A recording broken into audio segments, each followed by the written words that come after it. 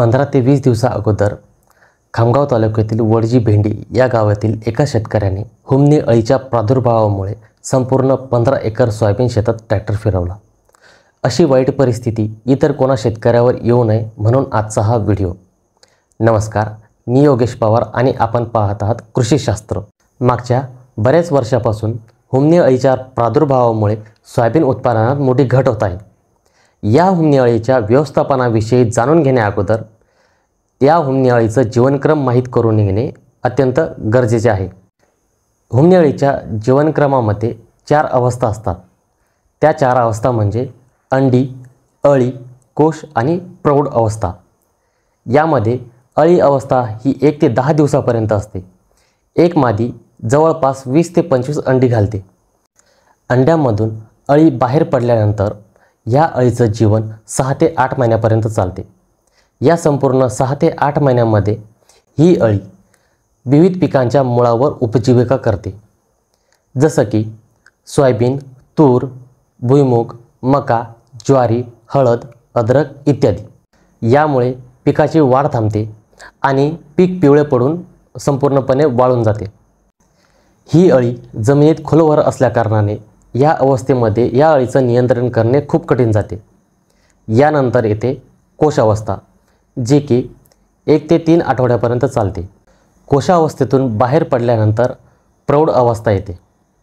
हे प्रौढ भुंगेरे 1 ते 3 महिन्यापर्यंत जिवंत असतात आणि पहिल्या पावसापर्यंत हे जमिनीत राहतात।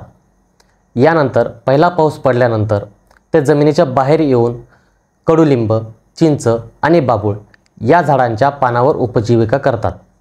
त्यासाठी शेतातील बांधावर असलेल्या चिंच, बाभूळ आणि कडुलिंब या झाडाखाली रात्रीच्या वेळी 7:30 ते 8:30च्या दरम्यान पिवळा लाईट लावून त्याखाली कीटकनाशक मिश्रित पाणी ठेवल्याने भुंगेरे त्या लाईटाकडे आकर्षित होतात आणि त्या पाण्यात पडून मरून जातात।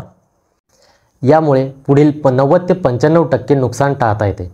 यानंतर जमिनीतील कीड नियंत्रण करण्याकरिता विविध उपाययोजना करणे गरजेचे आहे, जसं की उन्हाळ्यामध्ये खोल नांगरटी करणे, अंतर्मशागत करून अळ्या जमा करून मारून टाकणे। नंबर 3, मेटॅरिझम ॲनिसोप्ली हे बुरशीजन्य कीटकनाशक 1 हेक्टरला 10 किलो प्रमाणे मातीत मिक्स करून ओल्या जमिनीत फेकावे, किंवा मेटॅरिझम ॲनिसोप्ली हे बुरशीजन्य कीटकनाशक पाण्यामध्ये मिक्स करून ड्रेंचिंग म्हणजेच आळवणी करावी।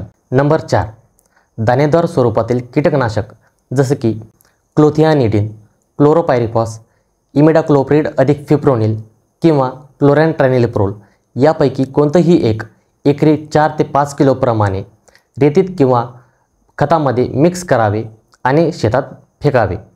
या पद्धतीने एकात्मिक कीड नियोजन करून हुमणी अळीवर नियंत्रण मिळवावे आणि आपल्या पिकाचं संरक्षण करून उत्पादन वाढवावे। व्हिडिओ आवडल्यास जास्तीत जास्त शेतकऱ्यांना शेअर करा आणि अशाच नवनवीन माहितीसाठी आपल्या चॅनलला सबस्क्राईब करायला विसरू नका। धन्यवाद। जय जवान, जय किसान।